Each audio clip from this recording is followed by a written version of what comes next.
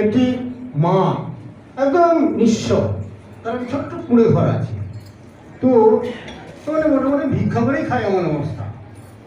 সেই মাটি ওই অঞ্চলে এরপর সৎসঙ্গ করার কথা, সবাই সব সৎসঙ্গ করার কথা হচ্ছে, সবার কাছে সবাই অর্ঘ দিচ্ছে।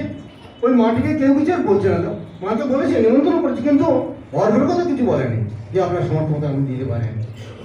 মাটি কিন্তু তার কাছে ঘরে 7 কিলো চাল ছিল, তো মাথায় করে নিয়ে গিয়ে ওই 7 কিলো চাল মন্দিরে পৌঁছে দিয়েছে।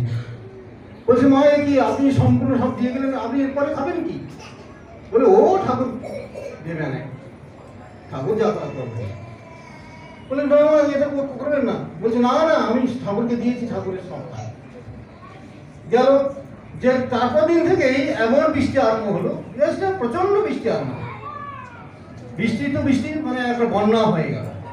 বন্যায় কি হলো যে সমস্ত চারদিকে জলে জলাকার, সমস্ত মানুষগুলোকে সবাই একটা ঘরে কমিউনিটি হলে নিয়ে গেছে, সেখানে খাওয়া দাওয়ার ব্যবস্থা করছে। মাটির ঘরটা ভেসেই চলে গেল। ছোট্ট কুড়ি ঘর ছিল তো, একদম বন্যায় ভেসেই চলে গেল। মাটিকেও নিয়ে গেল তারা। মাটিকে এখন সবাই বলছে, তুমি দিলে চাল আর তোমার নিল ঘরের চাল। তুমি তো তোমার সব চাল দিয়ে দিলে, আর তোমার ঘরের চাল উড়িয়ে নিয়ে চলে গেল। এই তোমার ঠাকুর করলো, ও ঠাকুর যা করা করবার। যাই হোক, সবাই যখন জল কমে গেল, সবাই চলে গেল। সবাই চলে যাওয়ার পর ওরা যে যেমন চলে, কিন্তু ওই মাটি আর কোথায় যাবে? তার তো ঘর ভেঙে চলে গেছে, তো মাটি আর যাচ্ছে না। তো পঞ্চায়েতের লোকেরা সব চিন্তা ভাবনা করছে যে ওকে মাকে তো খাওয়াতে হবে। তারা খাওয়াচ্ছে, দাঁড়াচ্ছে। কিছুদিন পরে সব চিন্তা করছি যে মাটার একটা ব্যবস্থা করে দিতে হবে। ওই মাটিকে আমরা কতদিন মধ্যে খাওয়াবো, কতদিন এখানে রাখবো। তারপরে পঞ্চায়েতের ফান্ডে কিছু টাকা ছিল, সেই পঞ্চায়েতের ফান্ডের টাকাটা দিয়ে তারা ওই মাটিকে একটা পাকা ঘর বানিয়ে দিল, সঙ্গে একটা বাথরুম, পায়খানা বাথরুম করে দিল।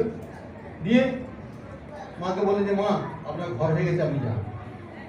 সবাইকে তখন ডেকে বলছে, দেখ আমার ঠাকুর কি করলো, আমার ছিল পড়ে ঘর করলো পাকা ঘর।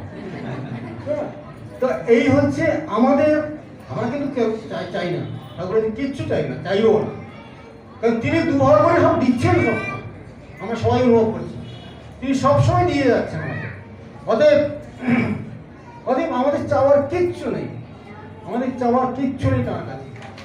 তিনি তো অকার্য দান করে যাচ্ছে। শুধু আমি ততক্ষণ সম্পূর্ণ হয়ে যদি চলতে পারি, তিনি ছাড়া আমার জীবনে কোনো গতি না। তিনি আমাদের সংসারে একজন প্রধান, তিনি কর্তা, এইভাবে আমি যেন হয়েছে, তাহলেই কিন্তু জীবনটা আমাদের স্বাস্থ্য তাকে দিতে পারে। যাই হোক, আজকের আমরা